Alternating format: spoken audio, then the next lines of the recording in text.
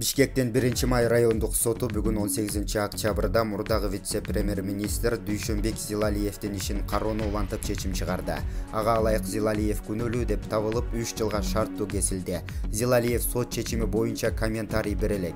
Эске сала кетсек, Дүйшөнбек Зилалиевди президент Сооронбай Жээнбековдун инаугурациясы күнү президенттик кортеж өткөн көчөдө бомба коюлду деген кабар тараткан деп айып тагылууда. Ал эми өзү бул боюнча курсант кыз сөзүн туура эмес түшүнүп алганын айтып келет. Зилалиевдин айтуусунда ал кызга формаңыз жарашат экен дегендин бомба жарылат деп угуп алды деп айтып келет. Улак Назар Ньюс.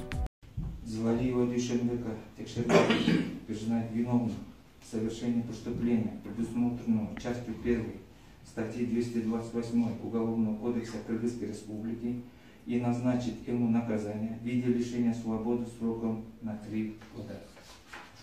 В соответствии со статьей 63 Уголовного кодекса Кыргызской Республики назначенное Зилалиеву наказание считать условным с испытательным сроком на 2 года. Если он в течение испытательного срока не совершит новые преступления, приговор не приводит к исполнению.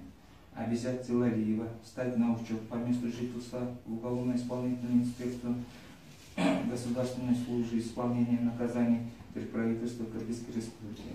За это время не менять место жительства без их согласия периодически являться для регистрации в уголовно-исполнительную инспекцию, не выезжать без уведомления этих органов с постоянного места жительства.